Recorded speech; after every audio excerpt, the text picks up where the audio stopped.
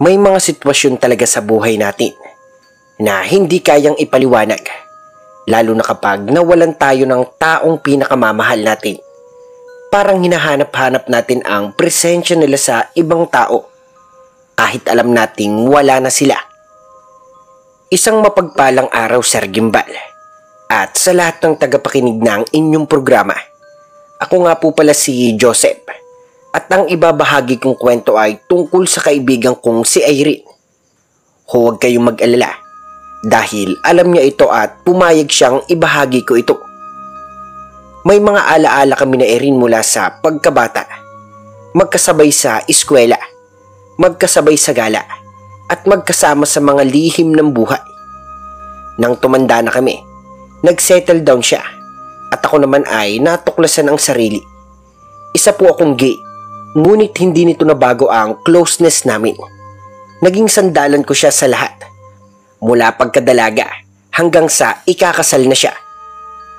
Pagkatapos ng kasal, dumating ang hindi inaasahan. Nagkaroon ng kanser ang mister niya. Bes, bakit ganito? Kakakasal lang namin tapos heto agad. Agad kaming sinubok ng panahon. Hindi ko na alam kung saan ako kukuha ng pera. Nauubos na ang ipon namin. Paano na kami? Huwag kang mag-alala, Irene. Tandaan mo, God will provide.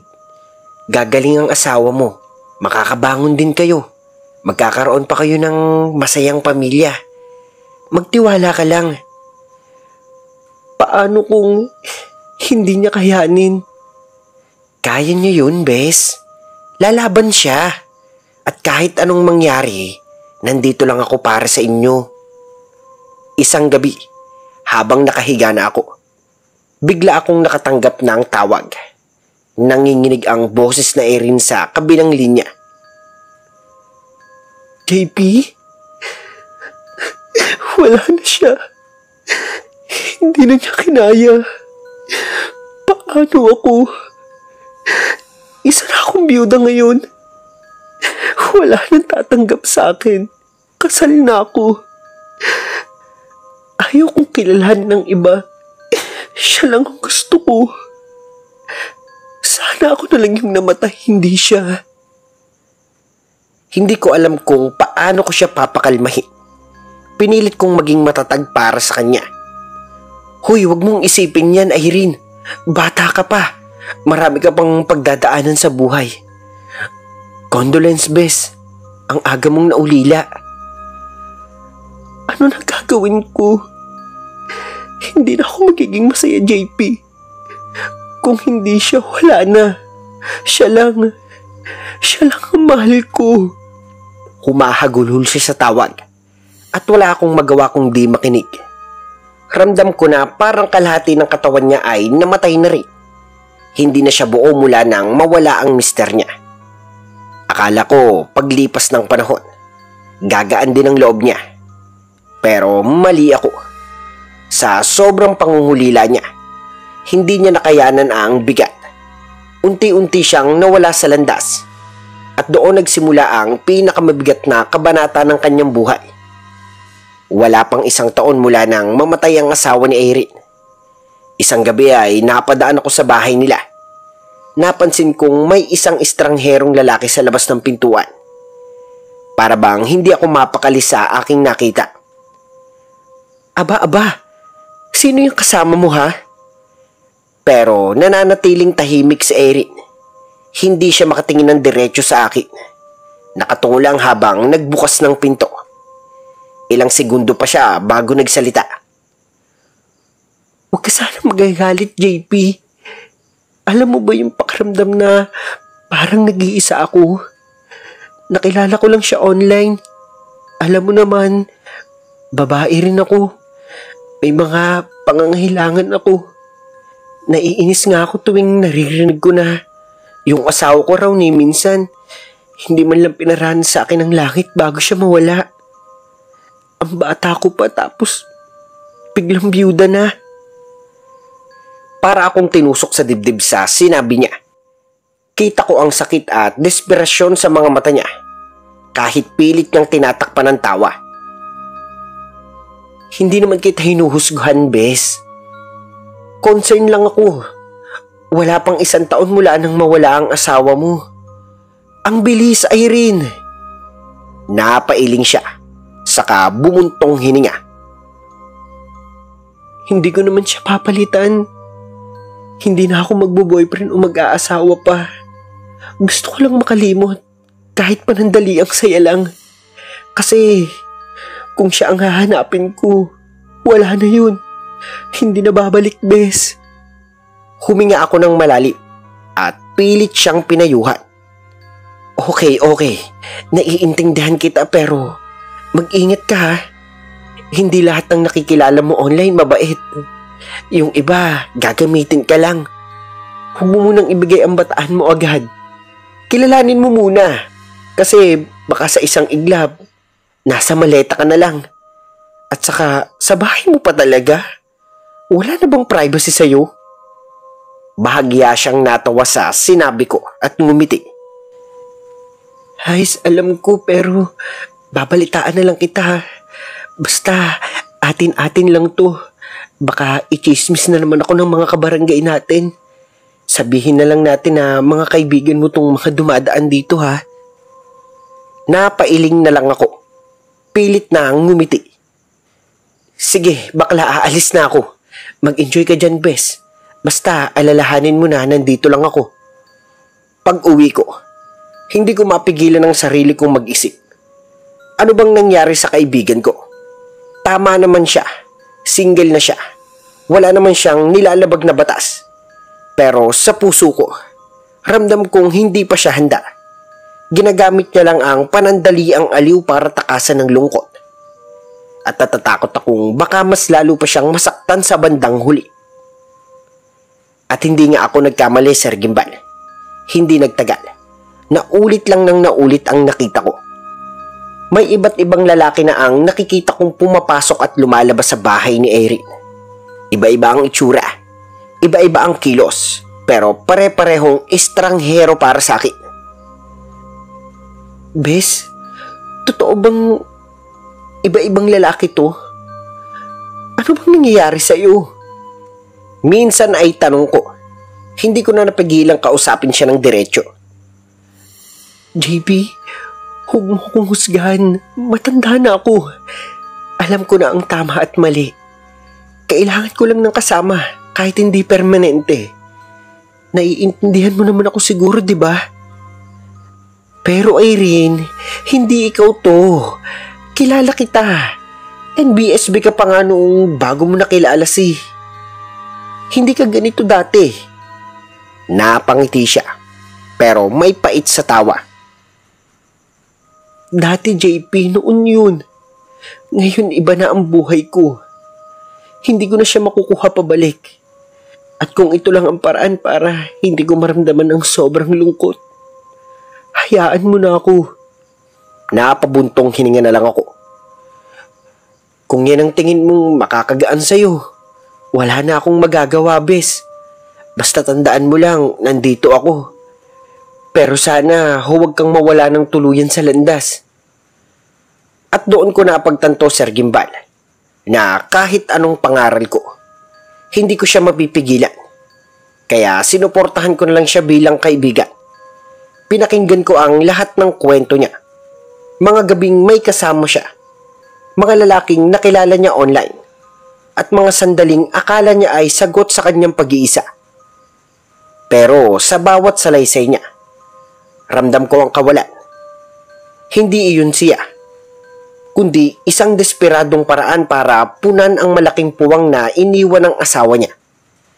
At bilang kaibigan, masakit para sa akin na makita siyang unti-unting nawawala sa sarili. Hanggang sa isang gabi, nagkaharap ulit kami sa labas ng bahay nila. Aminado akong may sama na ako ng loob sa kanya, Sir Gimbal. Hindi dahil gusto ko siyang kontrolin, kundi dahil gusto ko lang siyang itama. Pero ramdam kong buo na ang desisyon niya sa landas na pinipili niya. Iniiwasan mo ba ako, bes? Hindi naman. Bakit parang hindi na kita madalas makita rito?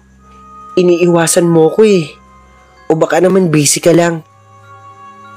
Gusto lang kitang kamustahin. Ang totoo, parang sobrang busy ka na sa pag-entertain ng kung sino-sino. Nakakalimutan mo na akong kaibigan mo mismo. Makakalimutan ba kita? Siyempre hindi, no. Alam mo namang hindi kita kayang iwan. Pero may aaminin ako sa'yo. Alam kong maiintindihan mo to. Kasi lagi mo naman akong iniintindi, hindi ba? Tumingin siya sa akin. Para bang excited magkwento. So ganito, nag-download ako ng dating app. Ang dami kong nakakausap. Ang daming nagsisend ng message. Tapos syempre, may mga nakikipag-meet din. Kaya ayun, napuyat na ako kakasagot at kaka-entertain sa kanila. Nagtaas ako ng kilay at napaili. Wait, tama na muna yung kwento mo. Gusto ko lang malaman, ano bang nangyari doon sa lalaking dinala mo dito noong isang araw? Ha? Sino? Anong sino ka dyan? Kakakita ko lang sa kanya dito. Ilang araw pa lang ang nakakalipas tapos hindi mo na maalala agad. Sa dami na siguro, no? Napahalakak siya. Pero halatang may halong inis at pag-iwas. Sinabi mo pa, wala na yun. Matagal na kaming hindi nag-uusap. Tumahimik ako sandali. Sa totoo lang, gusto ko na siyang sermonan. Pero kita ko sa mukha niya na hindi rin siya makikinig. Kaya pinili kong manahimik at makinig na lang. Kahit ramdam ko na unti-unti siyang nilalamon ng sitwasyong pinapasok niya. Bigla siyang ngumiti. Parang may naisip na bago. Ay, ito pa pala. Sa dami ng nakakausap ko, isa lang naman talaga yung type ko dun. Kaso, bata eh. Baka hindi niya ako gusto. Napahalakak siya. Pero bakasang ka ba? Ayain ko siya dito sa bahay tapos, alam mo na, baka first time pa niya. Napailing ako. Nanlaki ang mata. Grabe ka, bes. Dinaig mo pa yung mga bayarang babae. Sa'yo libre. Tinapik niya ang braso ko. Tumawa ng malakas. Buti nga at libre, di ba? Wala akong ginagastos. Alam mo ba yung feeling na hinahanap-hanap ko na siya? Ganun talaga siguro kapag sanay ka na may kasama sa gabi. Pero tandaan mo, bes, 100% sigurado ako. Ang asawa ko lang ang mamahalin ko hanggang mamatay ako. Napailing ako at napabuntong hininga. Kung wala ka palang intensyon sa mga nakakausap mo, di huwag mo na silang kausapin. Kasi baka isang araw makahanap ka ng katapat mo. Hindi mo alam kung anong klase ng tao ang pwedeng makasalubong mo. Nagkibit balikat na lang siya. Parang wala lang. Katapat. Alam nila lahat yan, JP. Sinasabi ko na sa kanila na hindi pa ako ready mag-settle ulit. Kung gusto nila, sige. Kung ayaw, di huwag. Bahala na sila. Napatingin ako sa kanya. At sa sandaling iyon, nakita ko ang kaibigan kong dati kong kilala na masayahin. Inosente. Maingat pero ngayon ay parang ibang tao na. Sa mga mata niya, may lungkot na pilit niyang tinatakpan ng halakak. At sa mga salitang binibitawan niya, ramdam ko ang desperasyon na hindi niya kayang aminin ng direkta. Huminga ako ng malalim bago nagsalita. Alam mo, seryoso to ha, bes. Hindi ka magiging masaya kung hinahanap-hanap mo sa ibang tao ang kasiyahan. Ang dapat mong gawin, magsimula ka muna sa acceptance na wala na talaga yung asawa mo. Tapos, self-love. Unahin mo ang sarili mo. Kasi pag lagi mong hinahanap-hanap sa iba yung kakulangan mo, ewan ko na lang ha. Baka hanggang dyan ka na lang. Mahirap talikuran kapag nakasanayan na. Kaya hanggat maaga pa, meron pang oras para magbago ng landas. Napatawa siya at kunyaring iniwas ang tingin. Ang dami mong nasabi, bes. Parang nanay ko lang. Huwag kang mag-alala sa akin. Alam ko ang ginagawa ko. Gusto ko lang mag-explore. Hindi naman siguro masama, di ba?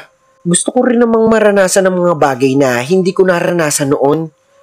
Kagaya ngayon, gusto ko rin pumatol sa mas bata.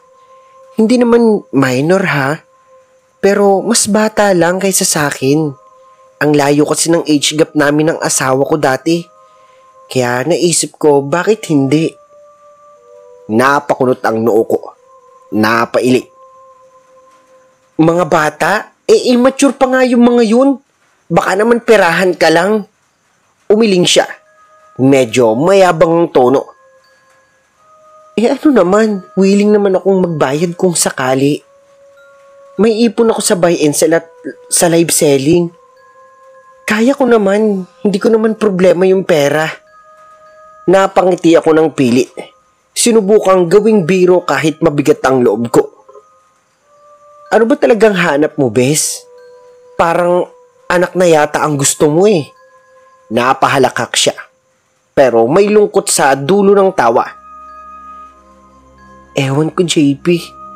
Siguro kasi gusto ko lang ng atensyon. Ng presensyang kaya akong patawanin kahit saglit. Alam mo yun, kahit hindi totoo. Kahit panandalian lang. Saka, anong kwenta ng ganda ko kung hindi ko gagamitin? At doon ko mas naramdaman sa Gimbal na ang lahat ng ginagawa niya ay hindi talaga para sa ligaya, kundi para lang takasan ang bigat ng pagkawala ng asawa niya. Lumipas ang 1 linggo. Hindi ko siya nababalitaan dahil sobrang busy ako sa trabaho. Pero isang gabi, pag uwi ko, may nadaanan akong eksenang hindi ko inaasahan. Sa dilim ng kalsada, nasilayan ko ang isang binatang lumabas ng bahay ni Eric. Hawak-hawak niya ang makapal na bukos ng pera. Puro 500 pa. Binibilang niya habang naglalakad palayo. Dito na ako kinutuban. Bata pa ang itsura niya. At bigla kong naalala ang mga kwento ni Eric. Alam kong nagbayad siya. Gumamit siya ng pera para makuha ang gusto niya. Hindi ko inakalang magagawa iyon ng kaibigan kong dati ay sobrang maingat at konserbatibo. Pagkawala ng lalaki, agaran akong kumatok. Pagkabukas ng pinto, gulo-gulo pa ang buhok ni Eric at parang wala man lang pagkailang. Ngiritian pa niya ako sabay tawa. Akala ko kung sino na. Akala ko may part 2 na. Hays, ikaw lang pala, Bes. Napakunot ang noo ko. Bes, ano bang pinaggagawa mo sa buhay mo? Bata pa yun. Paano kung makulong ka? Umirap siya. Parang batang nahuli sa kalokohan. So, nakita mo pala. Kasi basta. Hindi magiging masaya yung asawa mo kapag ganyan ang ginagawa mo. Talagang gagastos ka ng pera para lang sa ganyan? Sobrang baba na ng standard mo, Bes. Napabuntong hininga siya. Saka ngumiti ng mapait. Bes naman, naawa lang ako sa bata. Kailangan niya daw ng pantuition. Ayoko rin namang isipin na wala akong silbi. At least nakakatulong ako, di ba? Napailing ako. Hindi makapaniwala. Hindi ka naman magulang nun, Irene. Para ka ng sugar mommy. Hindi ka ba natatakot na ginagamit ka lang? Umikot siya. Sabay upo sa sopa. Kunwaring chill lang. Hindi rin naman ako lugi, Bes. Nag-enjoy naman ako at nag-benefit din naman ako. Kaya ayos lang. Wala naman akong binubuhay. Wala akong inaargibyado. Masama na ba ang tumulong? Sa tono ng boses niya, halatang pinipilit niyang gawing normal ang mali. Pero sa likod ng kanyang mga tawa at mga ngatwiran, ramdam kong unti-unti na siyang natatangay ng sitwasyong hindi na niya makontrol. Hay nako, bahala ka nga, Bes. Maaga pa ako bukas. Pero Bes, tandaan mo, pakiusap. Huwag mong gawing available ang sarili mo lagi. Baka sa huli ikaw rin ang magsisi. Kinaumagahan, habang naglalakad ako papunta sa tindahan. Hindi nga nakaligtas sa chismis ang kaibigan ko. Sa gilid ng kanto, narinig ko ang 2 ginang na nagbubulungan. Pero halatang sinasadya nilang lakasan para marinig ng iba. Hindi na ako magtataka, Mare. Ang amo ng muka pero grabe pala. Nasa loob ang kulo. Wala pang 1 taong namatay ang asawa. Heto at iba-ibang lalaki agad ang inuuwi. Ano bang tawag doon kundi malande? Siguro ganun talaga siya kakate. Kaya ikaw, Mare, ha, yung mister mo, huwag mong ipapalapit sa haliparot na yon. Baka masira pamilya natin. Kawawa pa ang mga anak natin. Naku, parang ginagawa niyang bahay aliwa ng tinitirhan niya. Hindi ko na napigilan ng sarili ko at lumapit ako at sumabat. Umagang umaga, chismis agad ang inaatupag nyo. Wala ba kayong gawaing bahay? Imbis na buhay ng iba ang pansinin ninyo, sarili nyo muna ang ayusin nyo. Tahimik silang dalawa, pero nagkatinginan at saka nagbulungan. Akala nila hindi ko maririnig. Sino ba naman ang magtatanggol sa babaeng yun kundi ang kaibigan niya din? Siguro pareho lang sila, kaya tinotolerate niya yung kalandian ng kaibigan niya. Narinig ko pa ang mahinang tawa nila. Parang may tumusok ng karayom sa bawat salita. At doon ko naramdaman, Sir Gimbal, na pati ako ay nadadamay na sa kahihiyan ng kaibigan ko. Kahit wala akong kinalaman, parang bitbit ko rin ang bigat ng panghuhusga ng tao. Kinagabihan, nagulat ako nang bigla siyang tumawag. Halatang nagpapanik ang boses niya. Bes, grabe. Nawalan ako ng pera. Ano? Paano nangyari yun? Hindi ko alam. May lalaki kasi akong pinapasok dito kagabi. Nakilala ko lang online. Ang sabi niya, gusto raw niya akong makita ng personal. Ayun, nag-uusap kami tapos natulog ako saglit. Pagtingin ko kanina, wala na siya. Pati wallet ko nawala. Yung iniipon kong pambayad sa kuryente. Pati yung nakatabi kong pera galing sa live selling. Ubus lahat, bes. Hindi ko alam kung anong gagawin ko. Napahawak ako sa sentido. Diyos ko, Irene, sabi ko na nga ba? Stranger lang yan tapos papapasukin mo pa sa bahay mo. Paano kung hindi lang pera ang nawala? Paano kung pati buhay mo kinuha? Hindi ko akalain, bes. Akala ko mabait siya. Ang dami naming napag-usapan online, parang, alam mo yun, parang tipong kilala ko na siya. Umiling ako. Ramdam ko ang kirot sa dibdib niya. Hindi lahat ng tao online totoo, Irene. At sa ginagawa mo, ikaw mismo ang naglalagay ng sarili mo sa kapahamakan. Pinuntahan ko siya agad sa bahay nila at sinalubong niya ako ng iyak. Halos nanginginig ang buong katawan. Bes, ano gagawin ko? Ni pangalan ng tao ngayon hindi ko kilala. Kahit taga saan siya. Wala akong alam. Wala lahat. Wala na. Iyak siya ng iyak. Parang batang nawala ng tahanan. Niyakap ko siya at pinakalma. Tahan na. Kaya pa natin to, bes. Tatagan mo yung loob mo. Pero sa loob-loob ko, nanginginig din ako sa takot at awa. Paano na? Paano na bayarin ko? Ang ipon ko. Nawala lahat. Sa wala. Dapat kinilala ko muna. Dapat hindi ko siya agad pinapasok dito. Tulungan mo ako, bes. Hindi ko na alam ang gagawin ko. Sige.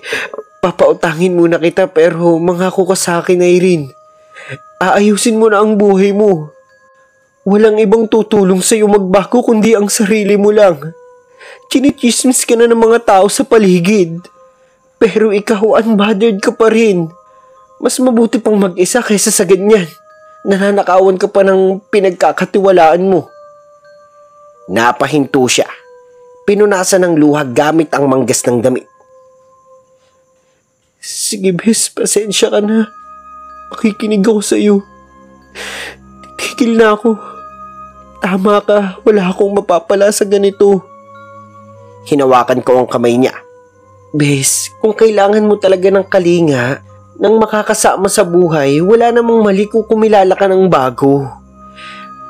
Pero ang sakin lang, gawin mo ng tama, magpaligaw ka, magpakipot ka, hindi yung unang gabi pa lang binibigay mo na ang lahat. Kasi kung hindi mo papahalagaan ang sarili mo, paano ka papahalagahan ng iba? Bigla na naman siyang naiyak, mas malalim, mas masakit, parang doon lang siya tuluyang bumigay. Bes, namimiss ko lang talaga siya. Hindi ko alam kung paano mabuhay nang wala ang asawa ko. At doon, Sir Gimbal, lalo kong naramdaman ang awa at takot para sa kaibigan ko. Ang bigat ng dinadala niya at sa maling paraan niya hinahanap ang lunas sa sakit. Ang mas masakit, ramdam kong sa huli, baka siya rin mismo ang tuluyang masira. Umiyak siya habang nakatingin sa akin, parang bata na naghahanap ng gabay. Magbabago na talaga ako. Tinitignan ko siya. Sigurado ka na ba? Huminga siya ng malalim. Paano kung ititigil ko na yung pakikipag-meet? Pero mag-e-entertain na lang muna ako online. Hindi personal. Chat lang ganun. Umiling ako. Bes, delikado pa rin kahit online. Hindi mo alam kung sino talaga yung kausap mo. Napayuko siya. Pinaglalaruan ang kanyang daliri. Nasanay na kasi ako, Bes. Hinahanap-hanap ko na rin. Nagtagal ang katahimikan bago siya muling magsalita. Meron naman akong kachat ngayon. Si Jonathan. Sabi niya, willing daw siya maghintay hanggang maging ready na ako ulit. Pero hindi ko alam, hindi naman madaling magkagusto agad, di ba? Wala pa kasi kaming isang linggo nag-uusap, Bes. Pinatong ko ang kamay ko sa balikat niya. Sundin mo lang ang laman ng puso mo, Bes, kung totoo yung sinasabi niya.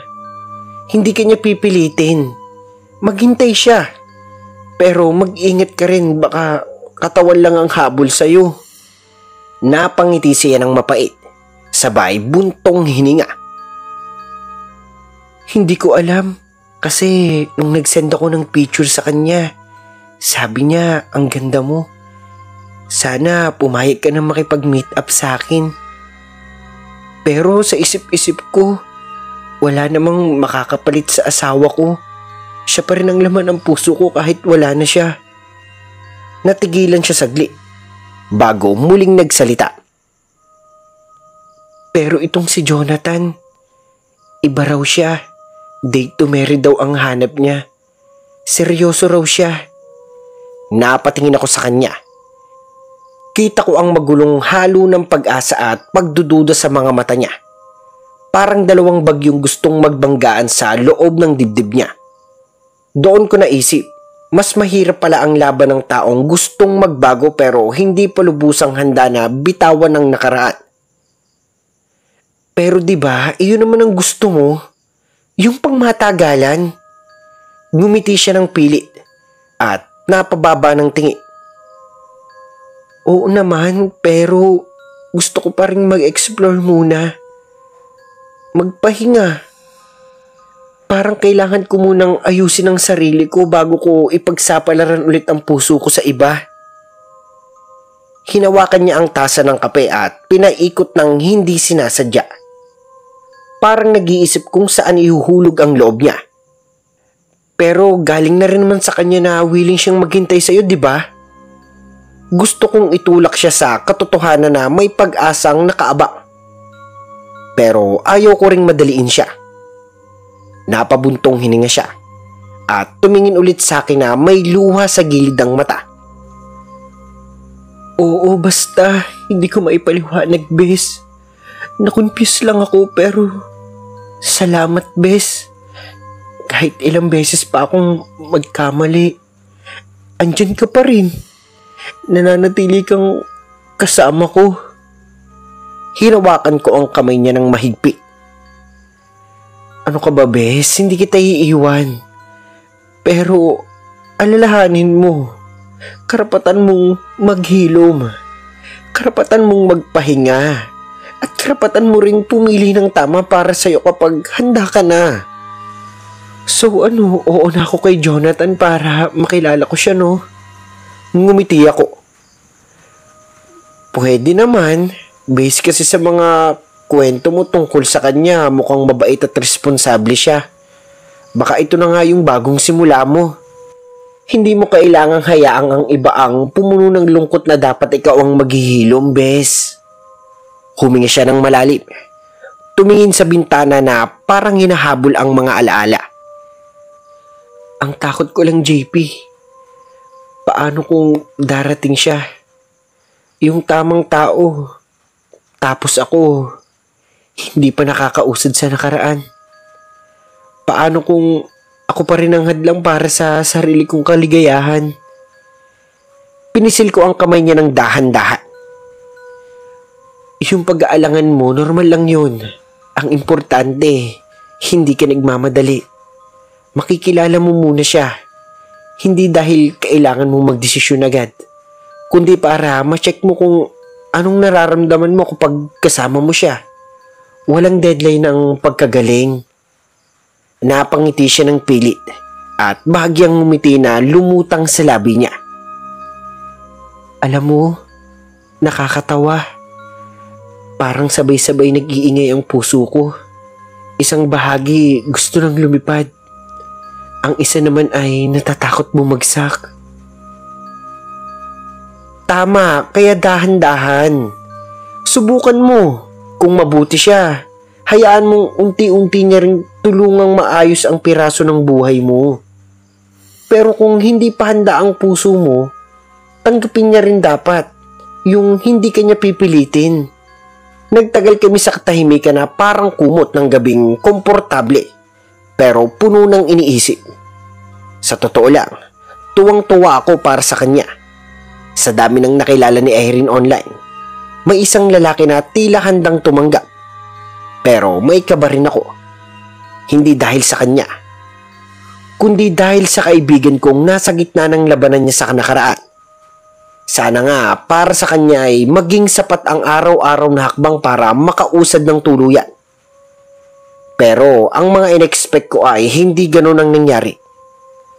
Noong unang meet-up raw nila ni Jonathan, maayos naman daw sila sa simula. Pero ang problema, nagalit daw si Jonathan kasi tunog ng tunog ang cellphone ni Irene. Doon na sila nagkasalitaan. Tinetext ako ng kaibigan ko. Bes, puntahan mo ako please. Kaya dali-dali akong nagpunta. Pagdating ko, nandun ako sa labas ng bahay nila. Rinig na rinig ko ang pagtatalo nila. Nahihiya naman akong pumasok. Pero ang lakas ng boses nila. Kaya parang nasa harapan ko rin sila. Irene, hindi mo ba talaga ako kayang seryosohin kahit ngayon lang? Bakit ka pa naghahanap ng iba kung nandito naman ako? Liligawan kita araw-araw kung kinakailangan. Narinig kong lumakas ang hikbi ni Irene bago siya sumagot. Hindi mo ko naiintindihan eh. Iniintindi kita. Pinaghintay mo ko ng 1 buwan tapos malalaman ko na may ine-entertain ka palang iba? Ano naman ako sa'yo? Option? Ganyan ka ba talaga, Irene? Hindi ka makontento sa isa? Oo, maganda ka. Pero kung kani-kanino mo ginagamit ang katawan mo, tanggap ko na yun. Ang hindi ko matanggap, ginagawa mo akong tanga. Pinaghihintay mo ako sa wala. Hindi mo ko naiintindihan, Jonathan. Kahit gusto kitang magustuhan, hindi ko kaya. Niisip ko pa rin ang asawa ko. Sobra-sobra ang pagkalinga ko sa kanya noon. At hanggang ngayon, siya pa rin ang laman ng puso ko, Jonathan. Sandaling natahimik, pero lalo lang lumakas ang tinig ni Jonathan. E di sana hindi mo na lang ako kinausap. Sana hindi na lang tayo nag-meet. Habang pinapakaramdaman ko ang bawat salita, bigla kong napansin ang isang babae sa kalsada. May kasamang batang babae na hawak sa kamay. Napatigil ako, Sir Gimbal. Nanlaki ang mga mata ko. Jonathan, lumabas ka dyan! Ilabas mo yung kabit mo! Nagkagulo sa labas. Lumapit agad ako. Kabadong-kabado at sinubukan siyang pakalmahin. Ma'am, huwag po kayong mag-iskandalo dito sa bahay ng kaibigan ko. Please po, nakakahiya po sa mga kapitbahay. Pero huli na. Nakita ko na ang isa-isang paglabas ng mga kapitbahay mula sa kanilang bahay. Nakikiramdam, nakikialam. Ano? Talagang ito-tolerate mo pa ang kaibigan mong maging kabit? Anak namin siya, kaya kung talagang may malasakit ka sa bata, hayaan mong palabasin ko ang kabit ng asawa ko. Parang gumuho ang mundo ko sa narinig ko. Hindi ko alam kung paano ko hahatiin ang sarili kong awa para kay Irene. Para sa batang walang kamuwang-muwang o para sa babaeng sugatan ng puso. Isa lang ang nasa isip ko. Nasa kapahamakan si Irene. Ang lalaking akala niya ay date to marry pala ay isang sinungaling. May asawa at anak. At nasakto pa siyang mabiktima ng isang babaero. Sobrang naawa ako sa kanya. Lalo na nang lumabas siya ng bahay na walang kamuwang-muwang sa totoong nangyayari. Ito na ang sinasabi ko. Darating din ang araw na pagsisisihan niya ang mga maling taong pinagkatiwalaan niya. Ano ba tong kaguluhan na to? Nakakahiya, istorbo ko, miss. Pero tinawanan lang siya ng babaeng kaharap niya at kita ko ang tapang sa bawat salita ng tunay na asawa. Ikaw pala ang kabit ng asawa ko. Anong karapatan mong makisali sa pamilya ko? Nanlaki ang mata ni Eric. Miss, ano pong sinasabi mo? Nahihibang ka na ba? Si Jonathan, hindi siya kasal at mas lalong wala siyang girlfriend. Wala pa nga siyang nagiging ex, di ba Jonathan? Pero ang lalaki, napakulang sa kinatatayuan. Hindi makatingin ng diretso. Hindi makaimik. Halos marinig ko ang kaba sa kanyang hininga. At bago pa man siya nakapagpaliwanag, tumakbo ang batang kasama ng babae. Diretso sa mga bisig ni Jonathan. Daddy! Natulala si Irene. Para siyang pinutukan ng bomba sa harap ng maraming tao. Nakita ko kung paano nagbago ang anyo ng mukha niya. Mula sa pagtataka, naging pagkalito, hanggang sa sakit na parang piniga ang puso niya. Hindi niya alam kung tatakbo ba siya o kung maniniwala pa siya sa kahit anong paliwanag na sasabihin ng lalaki. Ikaw, miss, ang tapang mong papuntahin ng asawa ko? Ganyan ka na ba kakate? Napatigil si Eric. Hindi siya nakapagsalita. Nanginginig lang ang labi niya. Kita ko sa mga mata niya ang tanong na wala siyang lakas para bitawan. Tama na, baka pwedeng pag-usapan na lang natin ito sa pribado. Ang daming nakakarinig sa labas. Pero tawa lang ang sinagot ng babae. Mapait at puno ng pangunguyam. Ngayon, tahimik ka na? Kanina ang taas ng boses mo. Hay, bago ka kasi pumatol, mag-background check ka muna. Hindi lahat ng sweet ay sincere. Namumula si Irene. Nanggigilid ang luha, Sir Gimbal. Pero wala pa ring masabi. Bigla namang sumabat si Jonathan sa usapan. Hindi na ako sasama sa'yo. Kung gusto mo, co-parenting na lang tayo para sa bata. Halos mabingi ako sa sumunod na sigaw ng babae. Bakit? Dahil lang sa babaeng yan? Dahil lang sa kanya, iiwan mo kami ng anak mo? Walang hiya ka. Ginayuma ka lang ng kabit mo.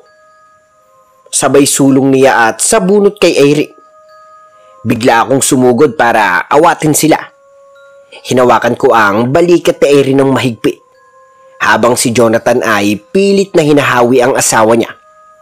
Pero hindi tumigil ang sigaw. Parang may plag na pinaluwagan at lahat ng galit ay dumagsa. Sobrang nakakahiya ang pangyayaring iyon, Sir Gimbal. Tama na, nakakahiya sa bata ang ginagawa nyo. Jonathan, kasalanan mo to.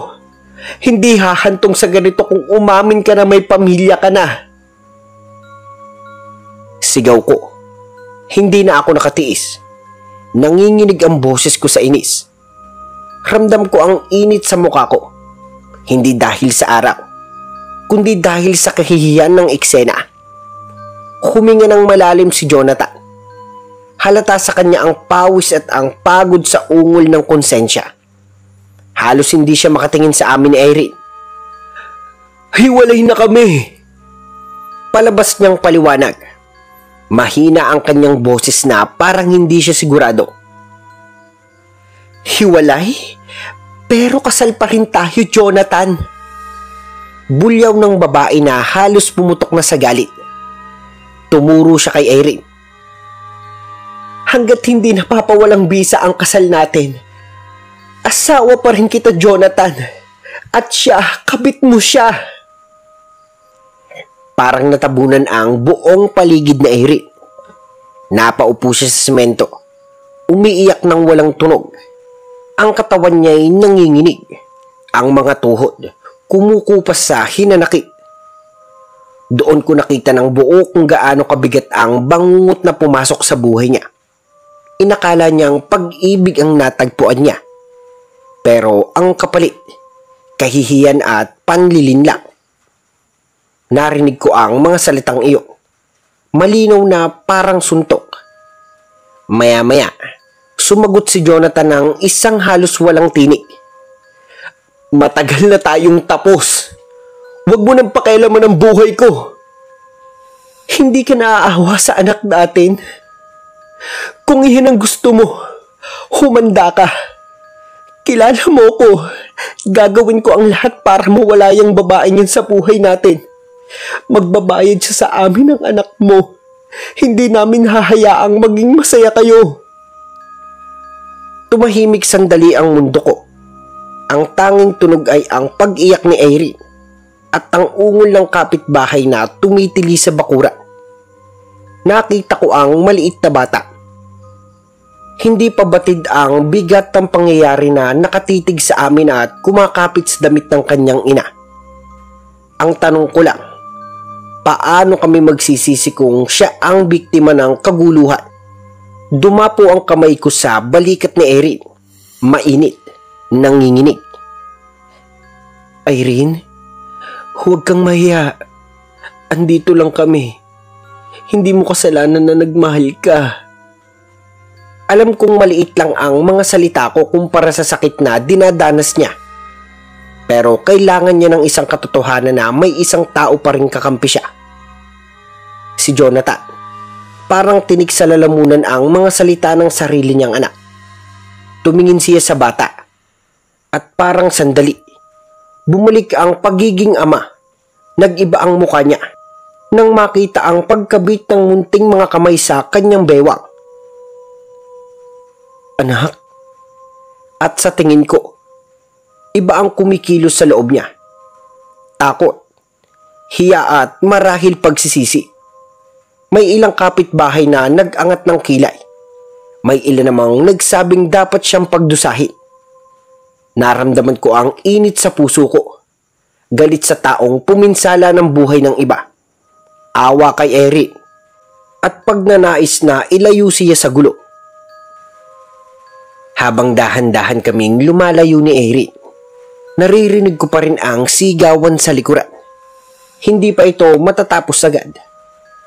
May mga banta at paghihiganti sa hangin.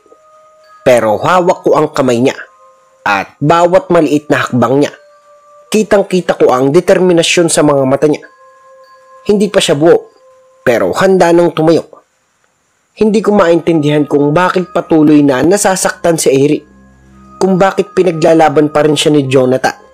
Gayong hindi naman talaga siya ang tipo niya. Minsan, iniisip ko, baka may natirang pagtingin pa. Pero madalas, parang binabaliktad niya ang sarili. Pinasok ang maling pag-ibig at siya rin ang magpapahamak. Nagdesisyon kaming tumakas muna.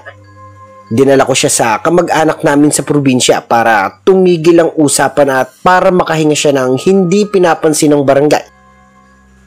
Iniwan ko pansamantala ang trabaho. Ganon kaming magkaibigan. Handang magsakripisyo kapag dumating ang oras ng hirap. Ilang araw pa lang kami doon. Nagkasakit si Irene. Nanliliit ang mukha niya sa kumot at nanginginig habang iniisip ang layo ng klinika. Bes, nilalagnat ako. Ang layo pa ng ospital dito. Paano kung hindi ako gumaling? Pinisil niya ang palad ko na parang humihinga sa pag-asa. Baka naman dala lang ng stress at homesick yan. Sabi ko. Pilit nagpapatawa para huwag siyang manghina. Sariwa ang hangin dito, Bes. Kailangan mo ng pahinga. Makakatulong yan sa'yo. Ngunit hindi ganoon kadali. Lumitaw sa telepono niya ang pangalan ni Jonathan. Paulit-ulit ang mga text. Napatingin siya sa screen. Ang mata niya ay umiilaw sa takot at pag-aalinlangan. Tinitext pa rin niya ako. Hindi niya ako titigilan, natatakot ako, Bes. Paano kung bumalik siya? Pakiramdam ko nandiyan lang siya sa paligid. Sasabunutan ulit ako ng asawa niya. Baka sa susunod, sa barangay na kami magkita. At baka ipademanda pa ako. Sabi niya, hindi niya raw hahayaang maging masaya kami. Natatakot ako, Bes. Parang banta, hindi ba? Nawala ang tamang paghinga ko sandali. Huwag mo siyang sagutin, Bes. Huwag mong hayaang siya ang magdikta ng pagkilos mo. Dito ka muna. Mahirap ka nang mahanap sa probinsya. Ligtas ka rito, Bes. Ngunit alam kong ang takot niya, hindi lang takot. Halo iyon ng pagkasira ng tiwala at bigat ng pagkakakulong ng pagkakamali. Habang inaalagaan ko siya, nag-aalay ng gamot. Nagbubuhos ng malamig na tubig sa noo niya at nagkukwento ng kung ano-anong kabaliwan namin noon para mapatawa ko siya. Paulit-ulit sa ulo ko ang tanong, paano siya muling magtitiwala sa sarili? Lumipas ang ilang araw, Sir Gimbal, at hindi pa rin humuhupa ang lagnat niya. Kahit na malayo ang ospital, napagdesisyonan naming ipasuri na siya at baka kung ano pa ang mangyari sa kaibigan ko. Habang naghihintay kami, napansin ko siyang nakayuko. Mahigpit ang hawak sa wallet niya. Nakita ko, dahan-dahan niyang inilabas ang lumang litrato ng kanyang asawa at hinalikan iyon habang pinupunasan ang luhang walang tigil sa pagbagsak. Pakiramdam ko, susunod na ako sa asawa ko.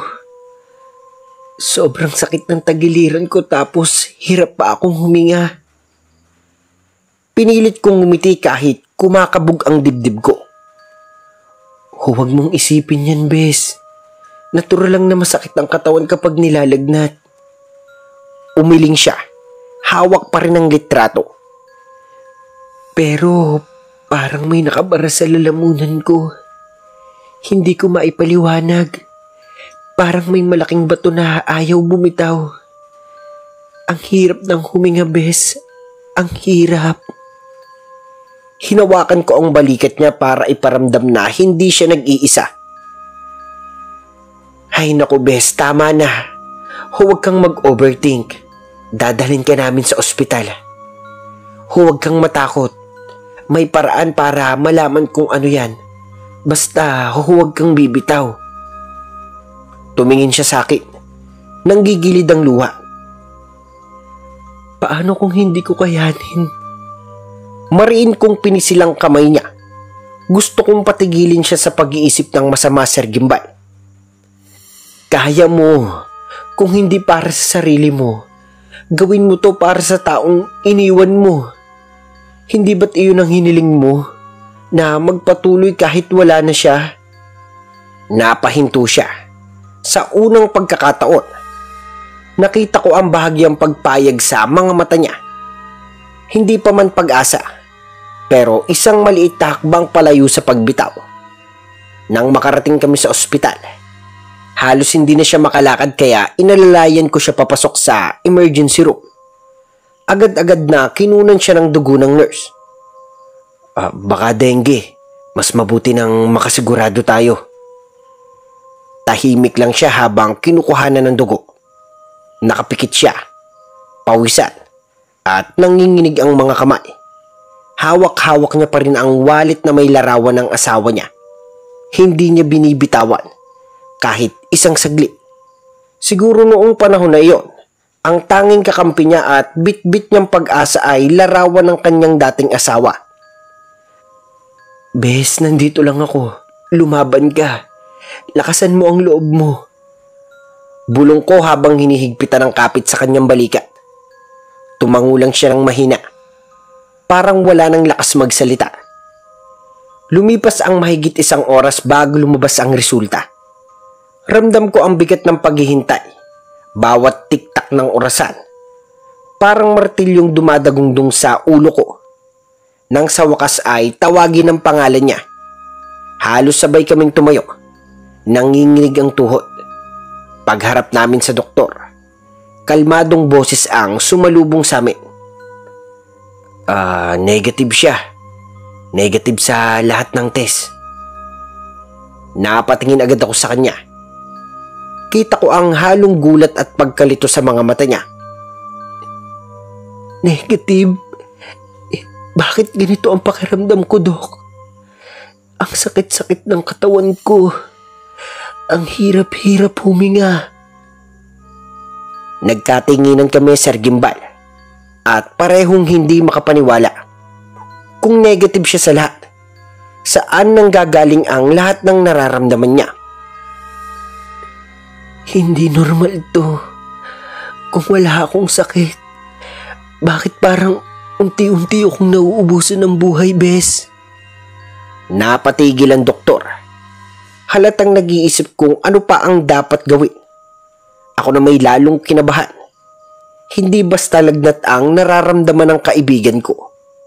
Maingay sa isip ko ang mga tanong na hindi masagot. Umuwi kaming pareho na may bigat sa dibdib.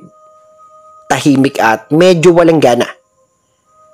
Sa bahay, umupo siya sa silyang malapit sa bintana. Ang araw na dapat nakakalimot sa lungkot, parang nagtataksil, mainit at mapurol.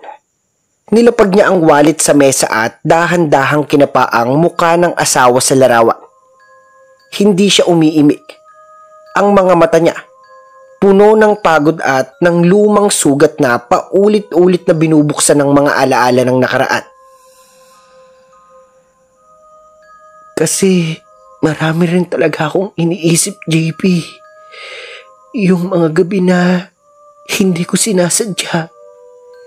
Yung mga kasama ko, baka yun yung mga bumabalik na paniguradong kasalanan. Huwag mong agad sabihan yung isip mo, Bes. Minsan stress lang, pagod. Sobra ang hinanakit at hindi makatulog ng maayos. Baka kaya ganyan yung nangyayari sa'yo. Gagaling ka, Bes. Tatagan mo ang loob mo. Sinubukan namin ang mga tradisyonal na paraan. Nilinis namin ang noo niya ng malamig na bimpo. Sukat lang ng tuwalya na basa sa mahinang malamig na tubig at pinahira ng maliit na piraso ng luya sa ilalim ng paa para tumulong sa sirkulasyon. Naglaba ako ng basahan. Pinunasan ang pawis sa noo niya. Amoy ng gamot, ng sabon, at ng lumang unan ang pumuno sa silid. Ang init naman talaga. Parang sinusunog ang laman ko, Bes. Reklamo niya, pero medyo halata na pinipilit lang niyang magpatawa. Magpahinga ka na muna, Bes. Huwag ka na munang magsalita. Utos ko, pero ramdam kong kulang ang salita ko.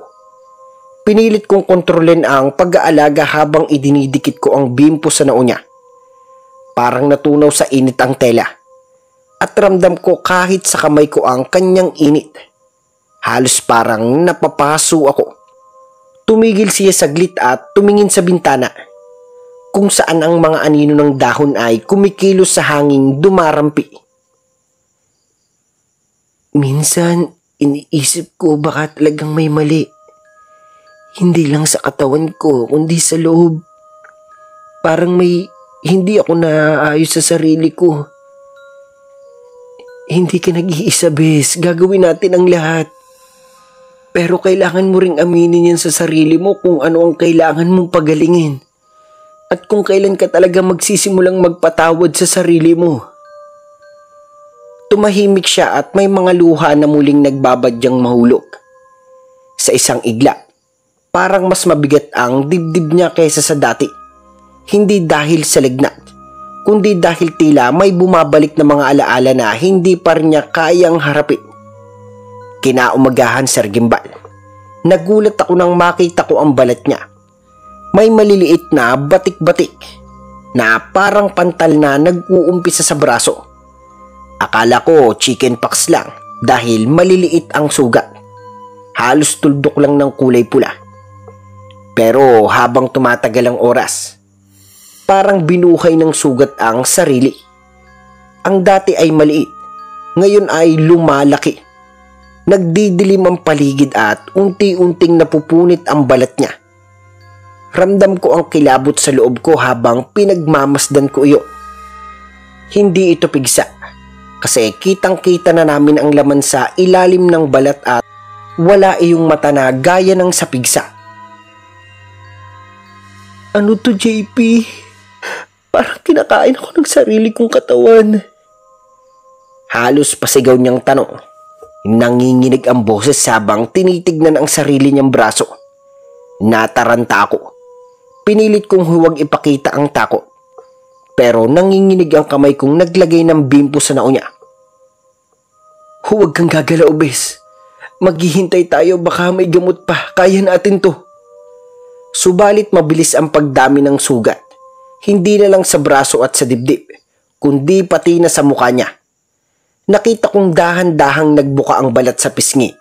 Parang may kutsilyong pumutol mula sa loob. Pati mga palad niya, puno ng hiwa at sugat na nagbabalat. At nang titigan ko ang mga paa niya, halos hindi niya maigalaw sa sakit. Hindi na siya makaupo ng tuwid. Hindi na rin siya makakain kahit lugaw. Ay hindi niya malunok.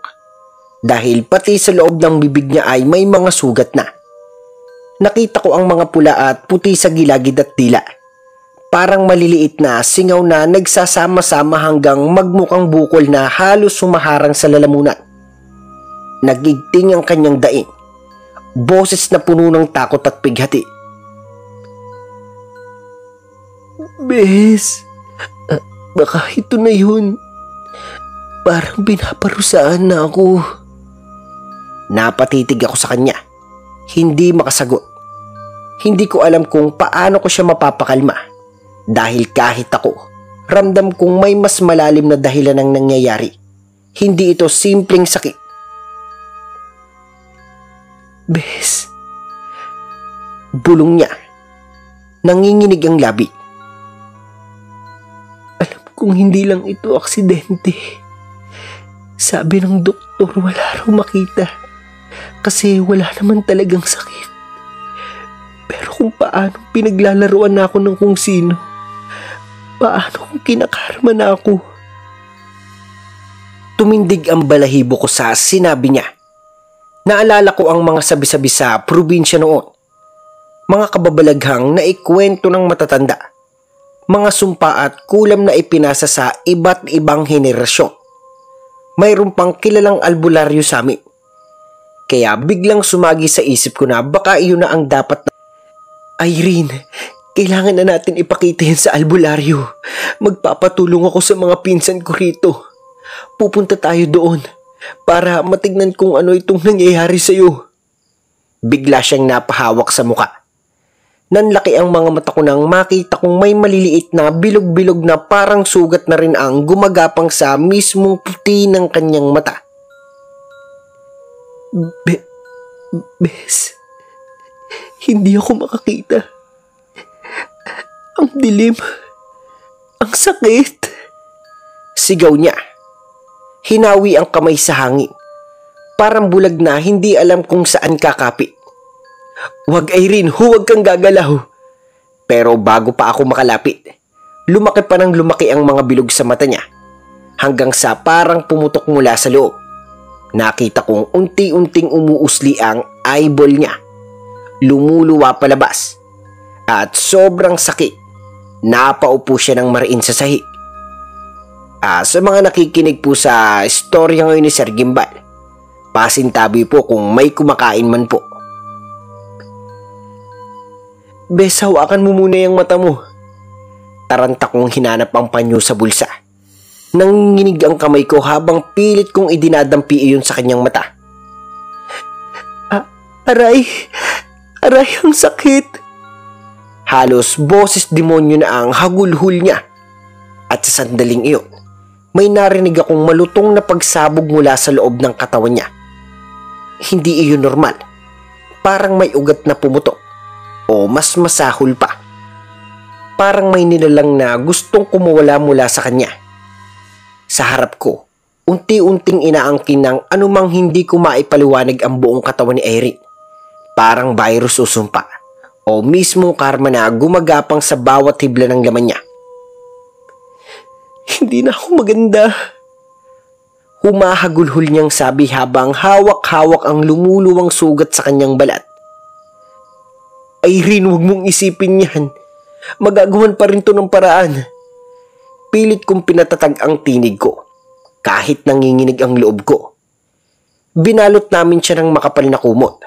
At agad akong tumawag ng tulong sa mga pinsan ko. Binuhat namin siya papunta sa kuliglig. Inilatag siya sa may malambot na unan para kahit papano ay kumalma ang katawan niyang halos pinuputol na ng sakit. Halos kalahating oras ang naging biyahe, bawat segundo. Pakiramdam ko ay nawawalan siya ng lakas. Nang makarating kami sa liblib na lugar, sinalubong kami ng mga punong tila nakikiramay sa dilim ng gabi. Doon, nakatayo ang isang maliit na bahay. Yari sa kahoy at pinagtagpi-tagping yero. Irene, huwag ka munang susuka ha. Konti na lang. Hinahaplos ko ang kamay niyang malamig na parang yelo. Pagbukas ng pinto, sumalubong sa amin ang albularyo. Isang matandang babae na nakaputi. Nakapangalumbaba ang mga mata at parang may mabigat na alam. At ang bilin ko kay Irene na huwag sumuka. Sumuka siya sa harap ng albularyo. Sobrang dami, Sir Gimbal. At nang makita ko ang sinuka niya, dahil wala naman siyang kinain. May dugo at mga insekto, gaya ng ipis, Sir Gimbal, at isang malaking daga. Kinabahan ako sa nakita ko at sobra akong natakot. Buti at nadala mo siya agad rito. Alam ko na ang nangyayari sa kasama niyo. Nakulam siya. Umirap siya ng tingin kay Irene. Saka pasinghot na parabang may naaamoy. Parang binuhusan ako ng malamig na tubig. Nakulam po. Halos hindi ako makapaniwala. Lumapit ang matanda at tinuro ang loob ng bahay. Ipasok niyo na siya. Kung hindi natin agad gagawan ng paraan, unti-unti nang kukunin ang kaluluwa niya. May nakaaway siya. Isang taong inggit. At ang balat, ang kagandahan niya ang mismong ginawang daan para siya'y sirain. Napalinga ako sa paligid nang ipasok namin siya sa loob. Ngayon lang ako nakakita ng ganito, Sir Gimbal. Sa labas, maliit at halos barong-barong lang. Pero sa loob ay parang may ibang mundo. Mababa ang kisame. Nakalawit ang mga tuyong dahon at kung ano-anong halaman. At ang liwanag ay tanging mula sa mga kandilang nakahanay sa sahig. Pero ang higit na nakakapangilabot, may isang bukas na lagusan pababa. Underground. Sobrang dilim. Ang amoy ng insenso ay nakakasulasok. At bawat hakbang namin ay parang may gumagapang na lamig sa likod ko. Ilagay siya rito. Itinuro ng albularyo ang isang banig na yari sa dahon ng saging. Magsisimula na ako bago pa mahuli ang lahat. Pinahiga niya si Irene sa banig, sa gitna ng sala. Nanlalambot na ang katawan ng kaibigan ko. Puno ng sugat na parang pumupunit mula sa loob.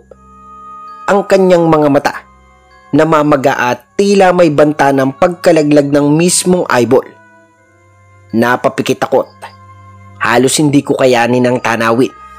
Pero ang albularyo'y parang walang takot na humarap. Una, inilabas niya ang isang maliit na bote ng langis na hinaluan daw ng bulaklak ng sampagita at langis ng niyog. Dahan-dahan niyang ipinahid ito sa noo ni Irene habang inuusal lang orasyon. Hindi ko lubos maintindihan ang sinasabi. Halo ng Latin at lumang salita. Pero ramdam kong may bigat at kapangyarihan. Sa ngalan ng may kapal, putulin ang tali ng kulam. Ibalik ang lakas ng katawan. Alisin ang sumpa. Isa-isa niyang kinuha ang mga dahon ng alagaw. Inlubog sa langis at ipinahid sa mga sugat ni Irene. Tuwing dumadampi ang dahon, napapasinghap siya sa sakit. Ngunit kasabay niyon, tila humuhupa ang pamumula ng kanyang mga mata. Ipinapatak sa kanyang mata ang langis. Umiyak siya ng marahas. Pero ang albularyo mariing bumulong. Hindi ka mahuhulog. Hindi ka mawawala. Mata ng tao, manatili ka. Pagkaraan, nagsindi siya ng ilang pinatuyong dahon ng tanglad at kamangyan. Mabilis na kumalat ang usok sa paligid. Mabigat at nakakasuya sa ilong. Pinalibutan niya si Irene ng usok. Paulit-ulit na ipinapalo ang palaspas sa kanyang katawan na parang itinataboy ang hindi nakikitang presensya. Lumayas ka! Masamang espiritu, hindi ito tahanan para sa iyo. Kinuha ng albularyo ang isang piraso ng tawas. Inilubog sa baso ng tubig. At sabay naming nakita ang anyo ng parang tao na may hawak na tali. Ipinainom niya kay Erin ang kalahati ng tubig habang ang natira ay ipinahid sa kanyang buong katawan. Para mahugasan ang katawan niya. Sa huli, nagtali siya ng pulang sinulid sa pulso ni Erin at isang itim na sinulid sa bukong-bukong niya.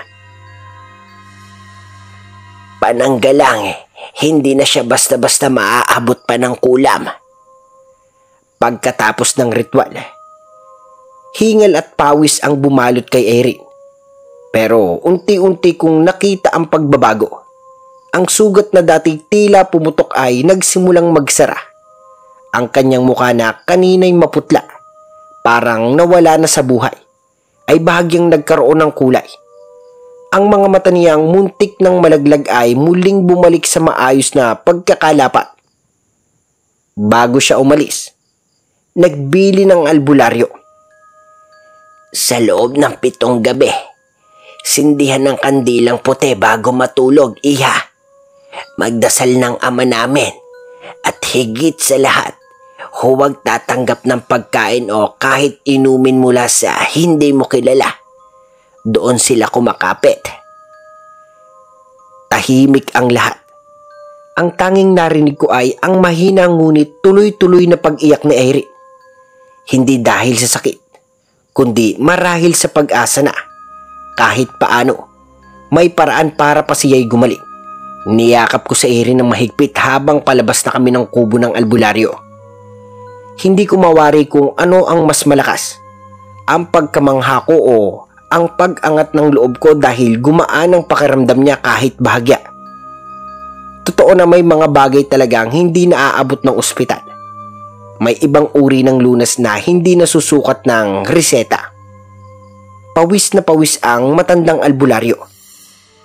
Kitang-kita mo sa bawat paghipo niya sa katawan ni Irene ang pagod at konsentrasyon. Nanginginig man ang mga kamay niya pero may katiyakan ng ritual na hindi mo mabibili sa kahit anong klinika. Nagbayad kami ng may paggalang. Kumapit kami ng kamay at nagpasalamat ng taimtim. Habang naglalakad palabas ng bahay ng albularyo, tumahimik sandali si Irene. Pagkatapos ay nagsimulang bumukas ang kanyang dibdib sa damdamin. May pag-iyak, may pag-amin. Kasalanan ko rin naman to, Bes. Kung hindi ako basta-basta pumapatol sa kahit sino. Pero nung mawala siya, hinanap ko lang yung kumpletong pakiramdam. Hindi ko naisip na ganito ang kahihinatnan ko. Simula ngayon, hindi na ako babalik sa dati. Ito na yung second life ko. Pipilitin kong magbago. Hinawakan ko ang kamay niya ng mas mahigpit. Ramdam ko ang panginginig niya. Hindi lang dahil sa nangyari, kundi dahil sa bigat ng pagsisisi. Bes, salamat talaga at sinugod mo ko rito. Ayaw ko pang mamatay. Ayaw ko pang sumama sa asawa ko. May buhay pa akong dapat ayusin. At gusto kong kasama kita. Utang ko sa iyo itong buhay ko. Pagkatapos ng lahat, tumigil ako saglit. Nakakunot ang noo. Hindi ako makapaniwala sa bigat ng pangakong iyon. Alam ko rin ang pinagmula ng sumpang dumapo kay Irene. Galit ng isang taong takot na mawalan ng kumpletong pamilya ang anak niya. Ang galit na iyon ang naghasik ng lahat ng nangyayari. At ngayon, si Irene na minsang nagkamali ay humarap sa kahinatnan. Tahimik kaming sumakay sa kuliglig pa uwi. Hindi dahil tapos na ang lahat, kundi dahil mas mabigat ang naiwang responsibilidad, pagsisisi, at isang maliit ngunit nangingibabaw na pag-asang may pagkakataon pa. Hawak ni Irene ng mahigpit ang larawan ng asawa niya. Bawat paghinga niya ay paalala ng kahapon at pangako ng bukas. Ipinagpatuloy namin ni Irene ang buhay sa lugar na pinuntahan namin dito sa probinsya. Sabi niya, sariwa ang hangin rito. At higit sa lahat, walang tsismosa. Malayo sa tukso. Malayo sa gulo. Doon niya napagtanto na ito ang kailangan niya. Isang bagong simula. Binalak na niya si Jonathan. At simula noon, nag-focus na lamang siya sa sarili niya. Sa pagpapagaling at sa pagbuo ng mas maayos na bukas. Ako naman, masayang masaya dahil kalaunan ay nakatuluyan ni Irene ang pinsan ko. Ako pa nga ang naging ninong ng kanilang anak. At masasabi kong nasa maayos na kaming kalagayan. Ang dating sugat na muntik ng kumitil sa kanya, ngayon ay nagsilbing marka lang ng pagbabago at lakas ng loob. Hanggang dito na lamang ang kwento ko, Sir Gimbal. Sana magsilbing aral ito sa lahat na kailangan nating mangilatis bago pumasok sa isang relasyon. At higit sa lahat, mahalin muna ang sarili bago magmahal ng iba. Dahil kung hahayaan natin ang lungkot ang magdikta sa atin, baka sa maling tao natin hanapin ang pagkukulang. At kapag doon natin ipapasa ang bigat ng sugat, lalo tayong masasaktan. Minsan, ang tunay na kaligayahan nagsisimula sa pagtanggap at paghilom mula sa loob. At bago nga po pala matapos ang video natin, nais ko po munang i-shoutout ang mga nais magpa-shoutout. Shoutout po kay Elina Bachicha from Olongapo City at kay Lara from Nueva Vizcaya. Maraming salamat po sa pagsuporta niyong lahat, mga kagimbal.